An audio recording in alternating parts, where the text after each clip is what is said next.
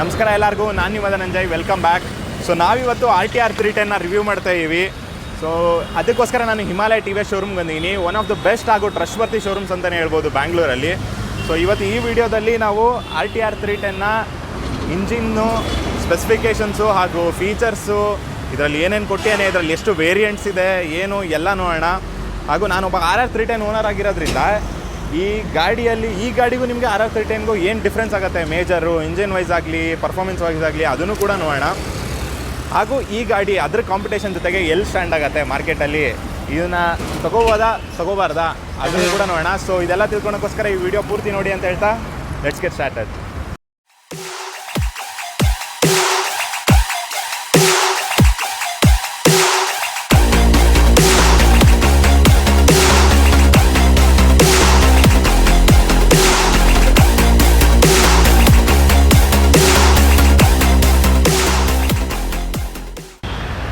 So first ಇದ್ರದ್ದು price ಬಗ್ಗೆ ಮಾತಾಡೋಣ. ಪ್ರೈಸ್ ನಿಮಗೆ ಬೇಸ್ ವೇರಿಯಂಟು 2,42,000ಕ್ಕೆ ವಿತೌಟ್ ಕ್ವಿಕ್ ಶಿಫ್ಟರ್ ಒಂದು ಬರುತ್ತೆ ಬ್ಲ್ಯಾಕ್ ಕಲರಲ್ಲಿ.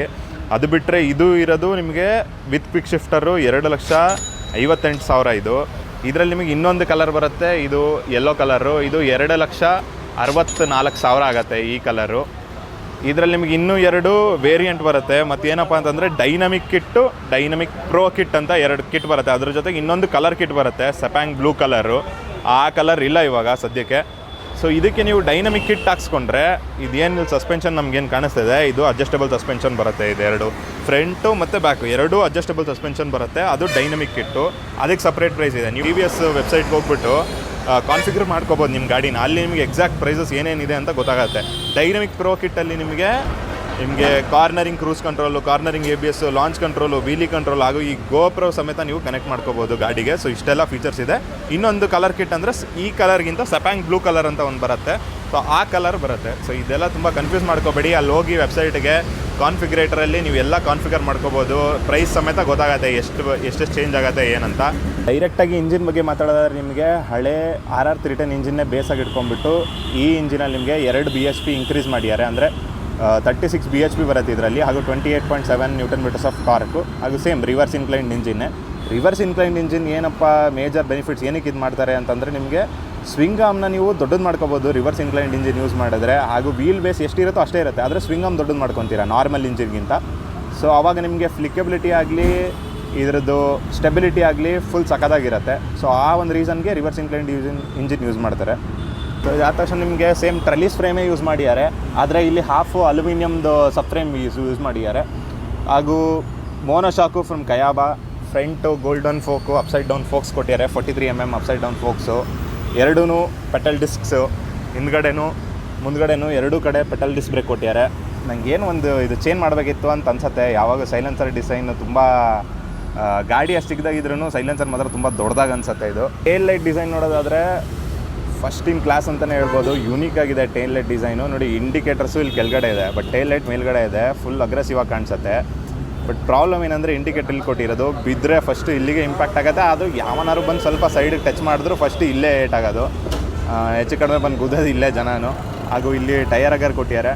ಹಾಗೂ ಇದ್ರದ್ದು ಇನ್ನೊಂದು ಏನಪ್ಪ ಅಂತಂದರೆ, ಈ ಹಿಂದ್ಗಡೆ ಟೇಲ್ ಲ್ಯಾಂಪ್ದು ನೀವು ಹಾರ್ಡ್ ಬ್ರೇಕಿಂಗ್ ಮಾಡಿದಾಗ ಹಜಾರ್ಡ್ ಲೈಟ್ ಥರ ಇದೆ ಬ್ಲಿಂಕ್ ಆಗ್ತಾ ಇರುತ್ತೆ. ಸೊ ದಟ್ ಹಿಂದೆ ಬರೋನಿಗೆ ಗೊತ್ತಾಗಬೇಕು ಅಂದರೆ ಏನೋ ಆಗಿದೆ, ಅಂದರೆ ಬ್ರೇಕ್ ಆಗ್ತಾ ಏನೇ ಇವನು ಅಂತ. ಸೊ ಇದು ಇದ್ರ ಟೈಲ್ ಲ್ಯಾಂಪ್ದು ವಿಷಯ. ಏನು ಬಿಟ್ಟರೆ ಇದ್ರದ್ದು ಚೈನ್ ಸ್ಪ್ರಾಕೆಟ್ ಏನಿದೆಯಲ್ಲ, ಇದನ್ನು ರೇರ್ ಸ್ಪ್ರಾಕೆಟ್ ನಿಮಗೆ RR 310ಗಿಂತ 4 ಟೀತ್ ಜಾಸ್ತಿ ಮಾಡಿಯಾನೆ. ರೇರ್ ಸ್ಪ್ರಾಕೆಟ್ ಯಾವಾಗಲೂ ನಿಮ್ಗೆ ಇನ್ಕ್ರೀಸ್ ಮಾಡಿದ್ರೆ ಏನಾಗುತ್ತೆ ಅಂದರೆ ಇನಿಷಿಯಲ್ ಆಕ್ಸಿಲೇಷನ್ ಸಖತ್ತಾಗಿರುತ್ತೆ, ಟಾಪ್ ಎಂಡ್ ಸ್ವಲ್ಪ ಕಡಿಮೆ ಆಗುತ್ತೆ. ಸೊ ಇದ್ರದ್ದು ಇನಿಷಿಯಲ್ ಆಕ್ಸಿಲೇಷನ್ ಸಖತ್ತಾಗಿದೆ ಅಂತ ಅನ್ಕೊತಾ ಇದ್ದೀನಿ ನಾನು. ನೋಡೋಣ. ಹಾಗೂ ಇಲ್ಲಿ ಬಂದರೆ ನಿಮಗೆ ಈ ಥರ ಗ್ರ್ಯಾಬ್ ರೇಲ್ಸ್ ಕೊಟ್ಟು, ನನ್ನ ಗಾಡಿ ಗ್ರ್ಯಾಬ್ ರೇಲ್ಸ್ ಇಲ್ಲ ಗುರು RR 310ಗೆ, ಅದೇ ಪ್ರಾಬ್ಲಮ್ ಹಿಂದೆ ಕೂರೋರಿಗೆ. ಹಾಗೂ ಇದ್ರ ಬಿಲ್ಡ್ ಫಿನಿಶ್ ಆಗಲಿ ಎಲ್ಲೂ ನೀವು ನೋಡ್ಬೋದು, ಒಂದು ಚೂರು ಗ್ಯಾಪ್ ಇಲ್ಲ, ಅಲ್ಲಾಡೋದಾಗಲಿ ಏನಿಲ್ಲ, ಫಿಟ್ ಆ್ಯಂಡ್ ಫಿನಿಶ್ ಸಕ್ಕತ್ತಾಗಿದೆ. ಇಲ್ಲಿ ಕೀ ಹಾಕಕ್ಕೆ ಕೊಟ್ಟಿದ್ದಾನೆ E20. ಇದನ್ನು ನೋಡ್ತಾ ಇದ್ದರೆ ನೀವು ಆಪ್ರೇಟ್ ಮಾಡೋಕ್ಕೆ ಇದೆಲ್ಲ ಕ್ರೂಸ್ ಕಂಟ್ರೋಲ್ ಬಟನ್, ಇದು ಪಾರ್ಕಿಂಗ್ ಲೈಟ್ದು ಆನ್ ಮಾಡಿ ನೋಡೋಣ ಹೆಂಗಿದೆ.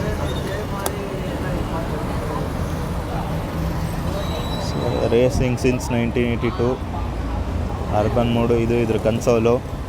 Fuel indicator, side stand indicator, top speed, odometer, ಹಾಗೂ ನಿಮಗೆ ರೇಂಜ್ ಎಷ್ಟು ಬರುತ್ತೆ ಇರೋ ಪೆಟ್ರೋಲಲ್ಲಿ, RPM, coolant temperature, petrol indicator, gear indicator ಎಲ್ಲ ಇದೆ.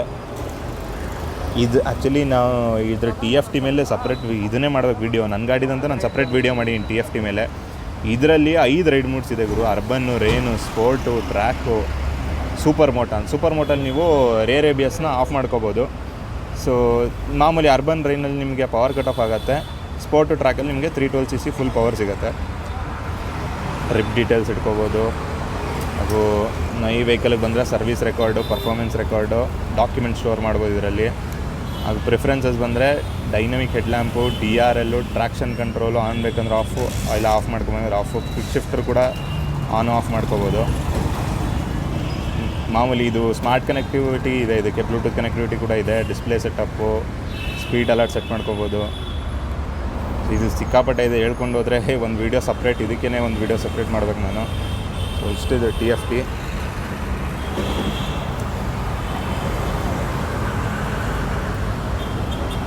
ಮುಂದೆಯಿಂದ ಸಖತ್ತಾಗಿ ಕಾಣುತ್ತೆ ಇದು ಗಾಡಿ. ನಾನು ಇಲ್ಲಿ ನೋಡೋಕ್ಕೆ ನಿಮ್ಗೆ ವೀಡಿಯೋದಲ್ಲಿ ಚಿಕ್ಕದಾಗಿ ಕಾಣಿಸ್ತಿರ್ಬೋದು, ಬಟ್ ಇದು ಸಿಕ್ಕಾಪಟ್ಟೆ ದೊಡ್ಡದಾಗಿದೆ. ಇದು ಮುಂದ್ಗಡೆ ಫೇಸು RTR 310 ಒಂದು ಸಿಂಬಲ್ ಇದೆ. ಇದು ನೋಡಿ ಹೆಂಗಾಗಿದೆ ಅಂದರೆ, ಇಷ್ಟು ಗಾಡಿ ನೋಡಿದ್ರೆ ಇಷ್ಟು ಅರ್ಧ ಗಾಡಿ ಒಂದು ಸ್ವಲ್ಪ ಡುಕಾಟಿ ಸ್ಟ್ರೀಟ್ ಫೈಟರ್ದು ಇದೆಲ್ಲ ಸೇಮ್ ಡುಕಾಟಿ ಸ್ಟ್ರೀಟ್ ಫೈಟರ್ದು ಹೆಂಗಿದೆಯೋ ಹಂಗೆ ಮಾಡಿಯಾನೆ. ಹಿಂದ್ಗಡೆ ನೋಡಿದ್ರೆ ಬೇರೆ, ಮುಂದ್ಗಡೆಯಿಂದ ಇದೂ ಅಷ್ಟೇ ಸೇಮು.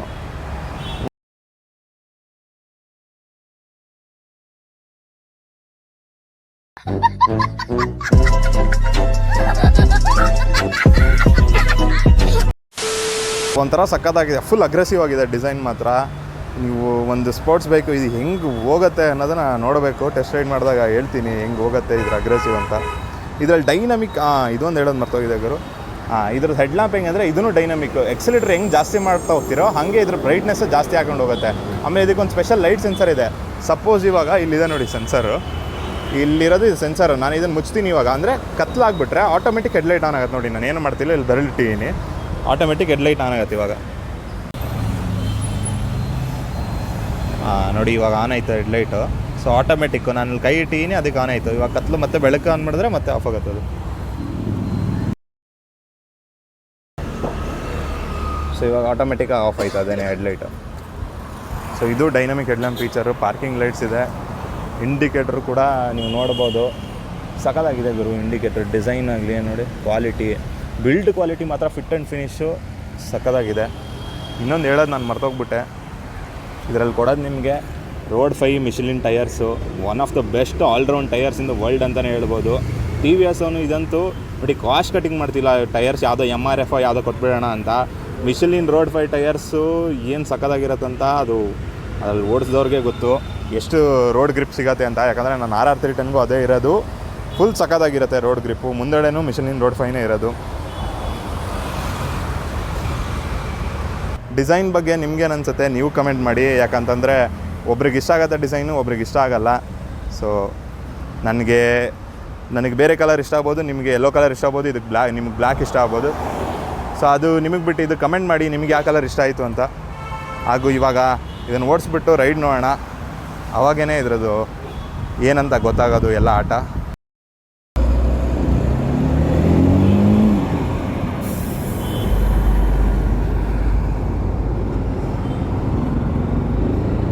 ಸೊ ನೋಡೋಣ.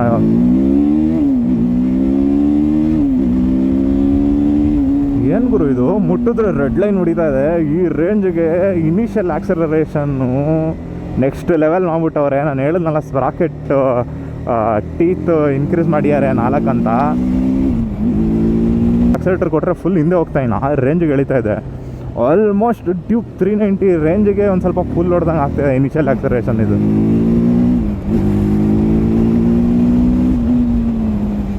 ಸುಮ್ಮನೆ ಗಾಡಿ ಮೇಲೆ ಸಿಂಬಲ್ ಕುದುರೆ ಹಾಕಿಲ್ಲ ಇವರು, ನಿಜವಾಗ್ಲೂ ಕುದುರೆ ಥರ ಬರುತ್ತೆ. ಸಿಟ್ಟಿಂಗ್ ಪೊಸಿಷನ್ನು ಕಂಫರ್ಟಬಲ್ ಆಗಿದೆ ಫುಲ್ಲು. ನಾನು 6 ಫೀಟ್ ಇದ್ದೀನಿ, ಸೊ ನನಗೆ ಆರಾಮಾಗಿ ಫ್ಲಾಟ್ ಫುಟ್ ಮಾಡ್ಬೋದು. ನೀವು ಕುಳ್ಳ ಇದ್ರೂ ಆರಾಮಾಗಿ ಕಾಲು ಸಿಗುತ್ತೆ ನಿಮಗೆ, ಬೇಜಾನ್ ಇದಾಗತ್ತೆ. ಆಮೇಲೆ ಇಲ್ಲಿ ಏನಿದೆ ಇದು ಲಾಕಿಂಗ್ ಪೊಸಿಷನ್ ಏನಿದೆ, ನಾನು ಓಡಿಸ್ಬೇಕಾದ್ರೆ ಸಖತ್ ಇಷ್ಟ ಆಗುತ್ತೆ. ನಿಂಗೆ ಲಾಕ್ ಆಗಿಬಿಟ್ರೆ ಒಳ್ಳೆ ಕಾನ್ಫಿಡೆನ್ಸ್ ಕೊಡುತ್ತೆ ಗಾಡಿ ಓಡ್ಸೋಕ್ಕೆ ಮಾತ್ರ. ಕಂಫರ್ಟೇಬಲ್ ಗುರು, ಫುಲ್ ಕಂಫರ್ಟೇಬಲ್ ಇದು ಗಾಡಿ. ಕ್ರೂಸ್ ಕಂಟ್ರೋಲ್ ಇದೆ, ಟ್ರಾಕ್ಷನ್ ಕಂಟ್ರೋಲ್ ಇದೆ, ಸ್ಟಿಪ್ಪರ್ ಕ್ಲಚ್ ಇದೆ, ಕ್ವಿಕ್ ಶಿಫ್ಟರ್ ಇದೆ. ಇವಾಗ ಕ್ವಿಕ್ ಶಿಫ್ಟರ್ ಚೆಕ್ ಮಾಡೋಣ ಬನ್ನಿ. ಇವಾಗ ಇಲ್ಲಿ ಸಪೋಸ್ ಖಾಲಿ ಆದರೆ ಹೋಗ್ಬೋದು. ಕ್ವಿಕ್ ಶಿಫ್ಟರ್ ಚೆಕ್ ಮಾಡೋಣ. ಇದರಲ್ಲಿ RR310ಗಲ್ಲೂ ನನಗೆ ಇದರಲ್ಲೂ ಏನು ಇಷ್ಟ ಆಗಿಲ್ಲ ಅಂದರೆ ಈ ಥ್ರಾಟಲ್ ಲ್ಯಾಗು. ಈ ರೈಡ್ ಬೈ ವೈರ್ ಬರ್ತಿರೋದ್ರೆಲ್ಲ ಸ್ವಲ್ಪ ಥ್ರಾಟಲ್ ಲ್ಯಾಗ್ ಅನಿಸ್ತಾ ಇದೆ ನನಗೆ, ಯಾಕೋ ಗೊತ್ತಿಲ್ಲ. ಇವಾಗ ನೋಡಿ ನಾನು ಎಕ್ಸಲೇಟರ್ ಕೊಟ್ಟು ಎಷ್ಟೊತ್ತಾದ್ಮೇಲೆ ಅದು ಏರ್ತಾ ಇದೆ. ಇನಿಷಿಯಲ್ಲು ಒಂದು 5 to 10% ಥ್ರಾಟಲ್ಲು ಅಷ್ಟು ರೆಸ್ಪಾಂಡ್ ಮಾಡಲ್ಲ ಸರಿಗೆ. ಅದಾದಮೇಲೆ ಸಖತ್ತಾಗಿರುತ್ತೆ throttle response. Quick shifter check ಮಾಡೋಣ.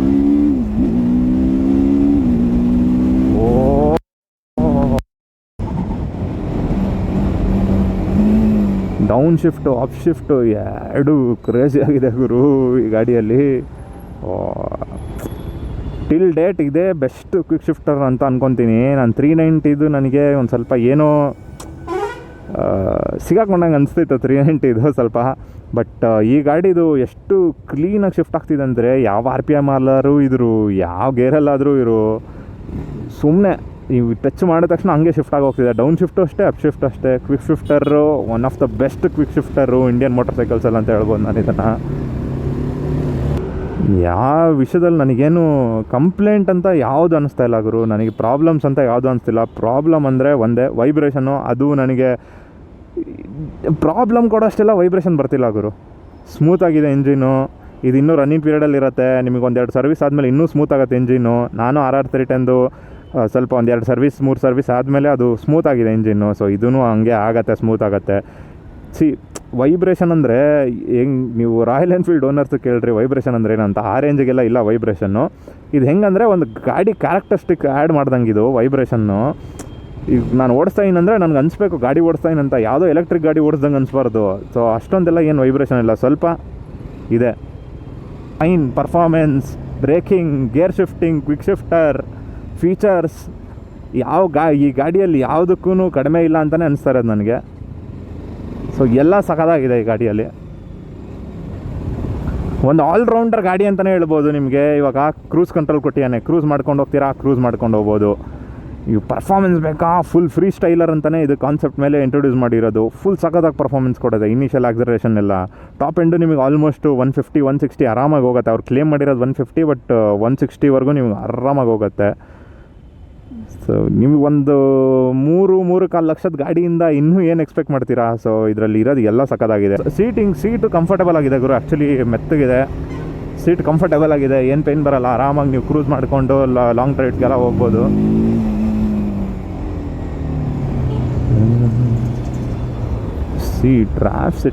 ಸಿಟಿ ಟ್ರಾಫಿಕಲ್ಲಿ ಫುಲ್ ಫ್ಲಿಕ್ಕಬಲು ಗಾಡಿ.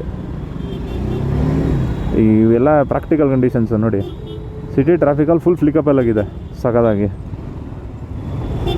ಒಂದು ಹೀಟಿಂಗ್ ಅಂತೂ ನನಗೆ ಏನು ಕಾಣಿಸ್ತಾ ಇಲ್ಲ ಗುರು. ಇಷ್ಟು ಟ್ರಾಫಿಕಲ್ಲಿ ಓಡಿದೆ ನನಗೆ ಹೀಟಿಂಗೇ ಗೊತ್ತಾಗ್ತಾ ಇಲ್ಲ. ಒಂದು ಇಂಡಿಯನ್ ಮೋಟರ್ ಸೈಕಲ್ ಬ್ರ್ಯಾಂಡು ಈ ರೇಂಜಿಗೆ ಒಂದು 500-600 cc ಸೆಗ್ಮೆಂಟ್ವರೆಗೂ ಈ ಥರ ಫೀಚರ್ಸ್, ಇಷ್ಟೊಂದು ಫೀಚರ್ಸ್ ಕೊಡೋಲ್ಲ. ಅಷ್ಟು ಫೀಚರ್ಸ್ ಈ ಗಾಡೀಲಿ ಕೊಡ್ತಿದ್ದಾರೆ. ಹಾಗೂ ಆ ಫೀಚರ್ಸ್ ಕೂಡ ಅಷ್ಟೇ ಸಖತ್ತಾಗಿ ವರ್ಕ್ ಆಗ್ತಿದೆ. ಯಾವುದೋ ಕಾಟಾಚಾರಕ್ಕೆ ಕೊಟ್ಟಂಗಿಲ್ಲ, ಫುಲ್ ಕ್ರೇಜಿಯಾಗಿ ವರ್ಕ್ ಆಗ್ತಿದೆ ಎಲ್ಲನೂ. ನಂಗೆ ಖುಷಿ ಆಗ್ತಿದೆ ಹೆವಿ ಈ ಗಾಡಿ ಓಡಿಸೋಕ್ಕೆ. ನೀವೊಂದು ಸಿಟಿಗೆ ಹಾಗೂ ಪರ್ಫಾರ್ಮೆನ್ಸ್ ಓರಿಯೆಂಟೆಡ್ಡು ಬೇಕು ಅಂತಂದರೆ ಒಳ್ಳೆ ಸೈಕ್ ಗಾಡಿ ಅಂತ ಹೇಳ್ತೀನಿ. ನಿಮಗೆ ಡೈರೆಕ್ಟ್ ಕಾಂಪಿಟೇಷನ್ ಇದ್ರದ್ದು ಡ್ಯೂಕ್ 250 ಬರುತ್ತೆ. ಡ್ಯೂಕ್ 250 ಸೈಡ್ಗೆ ಇಟ್ಬಿಡಿ. ಅಕಸ್ಮಾತ್ ನೀವು ಡ್ಯೂಕ್ 250 ತೊಗೋಬೇಕಂತ ಇದ್ದರೆ ಡ್ಯೂಕ್ 250 ತೊಗೊಳಕ್ಕೆ ಹೋಗಬೇಡಿ, ಇದೇ ಗಾಡಿ ತೊಗೊಳ್ಳಿ. ಇದರಲ್ಲಿ ಇರೋವಂಥ dynamic kit, dynamic pro kit ಅದೆಲ್ಲ ಏನಿದೆ ಅದೆಲ್ಲ ನೀವು ಯೂಸ್ ಮಾಡ್ತೀರಾ. ಪ್ರಾಕ್ಟಿಕಲಾಗಿ ಯೋಚನೆ ಮಾಡಿ ಅದೆಲ್ಲ ತೊಗೊಳಕ್ಕೆ ಮುಂಚೆ. ಸುಮ್ಮನೆ ಫೀಚರ್ಸ್ ಕೊಡ್ತೀಯಾನೆ, ಲಾಂಚ್ ಕಂಟ್ರೋಲು, ವೀಲಿ ಕಂಟ್ರೋಲು, ಕಾರ್ನರಿಂಗ್ ಕ್ರೂಸ್ ಕಂಟ್ರೋಲು ಎಲ್ಲ, ಆಮೇಲೆ ಕ್ಲೈಮೇಟ್ ಸೀಟ್ ಕೂಲ್ ಅಥವಾ ಹಾಟ್ ಮಾಡ್ಕೊಳಕ್ಕೆ ಅದೆಲ್ಲ ಕೊಡ್ತೀಯ ನಿಜ. ಬಟ್ ಅದೆಲ್ಲ ನೀವು ಎಷ್ಟು ಯೂಸ್ ಮಾಡ್ತೀರಾ, ಅದು ಕೊಡ್ತಿರೋ ದುಡ್ಡು ಒಂದು ಸತಿ ಏನು ಇನ್ವೆಸ್ಟ್ ಮಾಡ್ತೀರಾ, ಅದು ಎಷ್ಟು ಯೂಸ್ ಮಾಡ್ತೀರಾ ಅನ್ನೋದು ತುಂಬ ಇಂಪಾರ್ಟೆಂಟ್ ಆಗುತ್ತೆ. ಸೊ ಅದನ್ನು ನೋಡಿಕೊಂಡು ಅದು ಬೇಕಾ ಬೇಡವಾ ಅಂತ ನೀವು ತೊಗೊಳ್ಳಿ. ಸಪೋಸ್ ನೀವು ಟ್ರ್ಯಾಕ್ ಸೆಷನ್ಸ್ ಮಾಡ್ತೀರಾ, ನೀವು ದಿನ ಅಡ್ಜಸ್ಟ್ ಮಾಡ್ಕೊತೀರಾ ನಿಮ್ಮದು ಸಸ್ಪೆನ್ಷನ್ಸ್ನೆಲ್ಲ ನಿಮ್ಮ ರೈಡ್ ಪ್ರಕಾರ ಅದೆಲ್ಲ ಮಾಡ್ತೀರಾ ಅಂದರೆ, ಇಲ್ಲ ಅಂತಂದರೆ ಏನಿಲ್ಲ, ದುಡ್ಡು ವೇಸ್ಟು. ನಾರ್ಮಲ್ ಸ್ಟ್ಯಾಂಡರ್ಡ್ ತೊಗೊಳ್ಳಿ. ಇದೇ ಸಸ್ಪೆನ್ಷನ್ ಸೆಟಪ್ ಸಖತ್ತಾಗಿದೆ.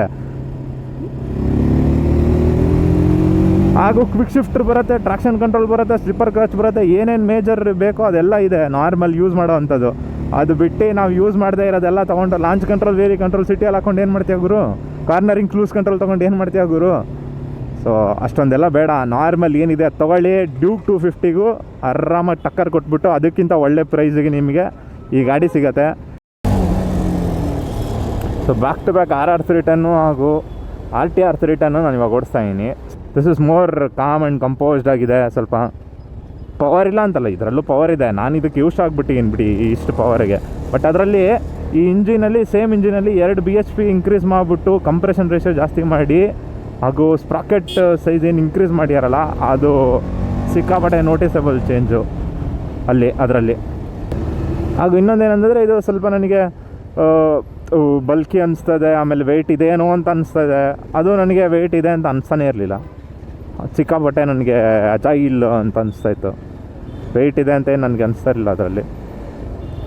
ಇದೂ ಅಷ್ಟೊಂದೇನು ಅನಿಸಲ್ಲ, ಬಟ್ ನಾನು ಅದು ಬ್ಯಾಕ್ ಟು ಬ್ಯಾಕ್ ಓಡಿಸ್ತಿರೋದ್ರಿಂದ ಏನೇನು ಫೀಲ್ ಆಗ್ತಿದೆ ನನಗೆ ಅದು ಹೇಳ್ತಾ ಇದ್ದೀನಿ.